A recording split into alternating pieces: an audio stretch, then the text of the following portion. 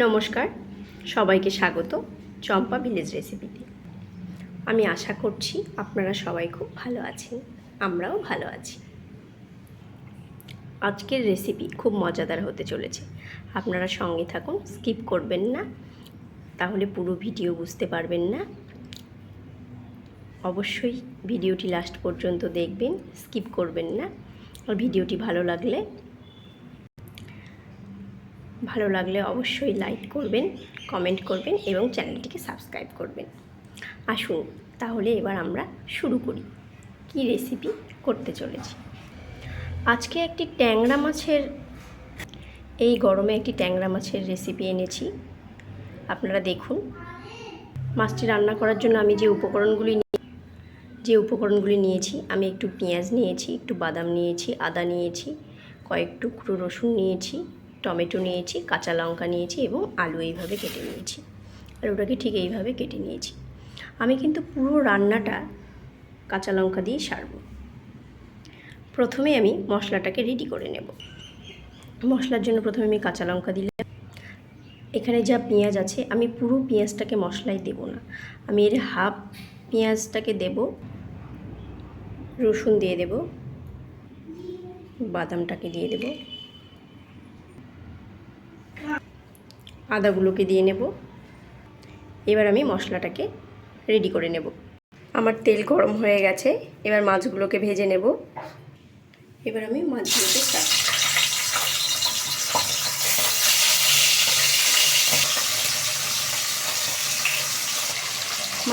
ছেড়েছি। এবার মাছগুলোকে খুব ভালো করে ভেজে নেব। মানে এই গরমেও কাঁচা লঙ্কার একটি সুন্দর রেসিপি, খেয়ে সবাই তৃপ্তি করে সবাই খেতে পারবে। বাচ্চারা, বয়স্ক বা অসুস্থ মানুষ যে কেউ এই রেসিপিটি খেতে পারবে, কোনো অসুবিধা হবে না। আমার মাছগুলো ভাজা হয়ে গেছে। এবার আমরা বাকি আলুগুলোকে ভেজে নেব। এবার আমি আলুগুলোকে ভেজে নেব।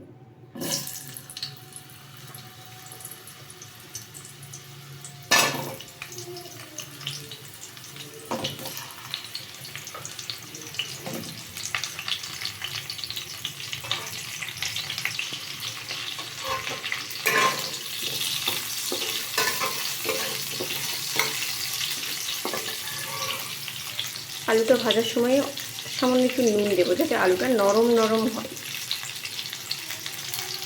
নুন দিয়ে ভাজলে বেশ নরম হয়ে যাবে, তাড়াতাড়ি ভাজাও হবে এবং আলুটা নরম। আলুটাকে আমি পুরো ডিপ ফ্রাই করে নেব। আমি কিন্তু পুরো রান্নাটা খুব অল্প তেলেই কমপ্লিট করব, যেহেতু আমি তোমাদেরকে বলে দিয়েছি যেটি গরমে খাবার উপযুক্ত একটি রেসিপি, সেই জন্য। আলুটা এবার ভাজা হয়ে গেছে, আমি আলুটাকে তুলে নেব। আমি কিন্তু আর কোনো তেল অ্যাড করলাম না, এই অল্প তেলেই পুরো রান্নাটাকে কমপ্লিট করব। প্রথমে আমি একটি তেজপাতা ফোড়নে দেব, দুটো কাঁচা লঙ্কা দিলাম, 5 ফোড়ন দিলাম কিছুটা,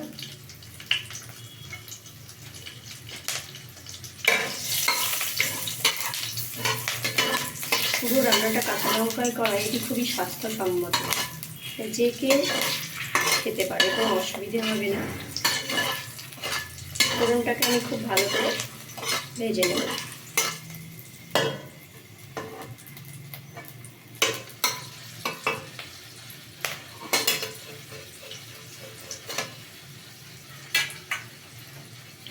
এবার আমি সামান্য কিছুটা কুচানো পেঁয়াজ দিয়ে দিলাম, অল্প পরিমাণে, কারণ এই গরমে বেশি পেঁয়াজ দিলে বেশি রিচ হয়ে যাবে, অল্প।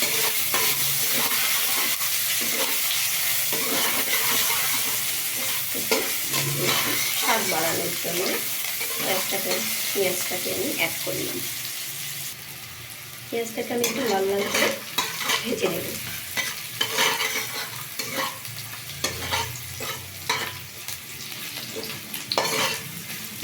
আপনারা সঙ্গে থাকুন।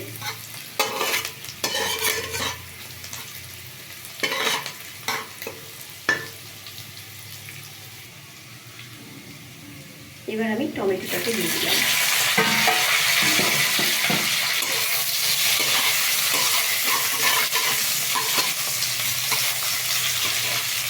এবার আমি আমার যে বেটে রাখা মশলাটা ছিল সেটাকে দিয়ে দেবো।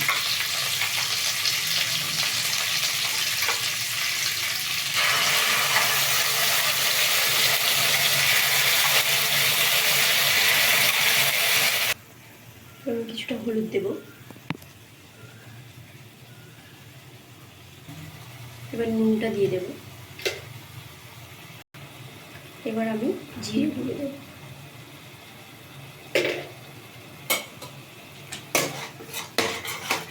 ভালো করে এটাকে মিশিয়ে নেব, ভালো করে কষিয়ে নেব।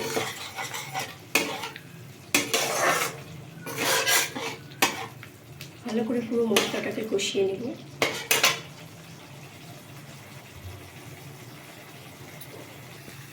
মশলাটাকে খুব ভালোভাবে কষিয়ে নেব। যতক্ষণ না মশলাটা তেল ছাড়ছে ততক্ষণ আমি মশলাটাকে ভাজবো। খুব বেশি ভাজবো না, মানে খেয়াল রাখতে হবে যেন মশলাটি নিচে লেগে না যায় বা পুড়ে না যায়, সেটা খেয়াল রেখে মশলাটাকে আমি ভেজে নেব। পুরো মশলাটা আমার ভাজা হয়ে গেছে। এবার আমি জলটাকে অ্যাড করব।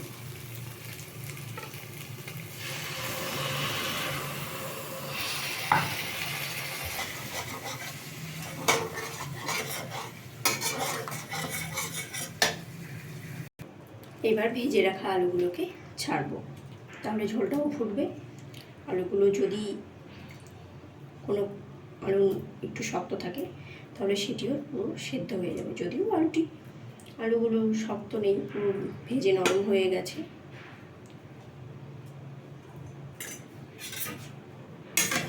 ভালো করে নাড়িয়ে দেব আমি। এবার এটাকে একটু ঢেকে দেব। এবার আমি এটা দিয়ে ঢেকে দিলাম। একটুক্ষণ 2 মিনিট ঢাকা থাকবে। এবার ঝোলটা ফুটছে, এবার ঢাকনাটা খুলে দেখি।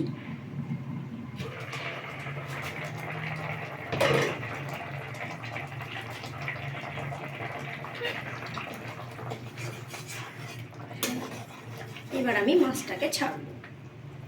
আপনারা এইভাবে বানিয়ে ট্রাই করতেই পারেন। বাড়িতে যে কেউ বয়স্ক বাচ্চা সবাই এই গরমে খেতে পারবে। এরকম পাতলা ঝোল ভাতের সঙ্গে খেতে পারবে।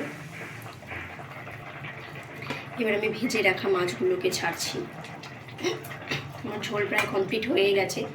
আপনারা এতক্ষণ আমাদের সঙ্গে ছিলেন, আপনাদেরকে অসংখ্য ধন্যবাদ। সবাই ভালো থাকবেন, সুস্থ থাকবেন। আবার দেখা হবে নেক্সট ব্লগে।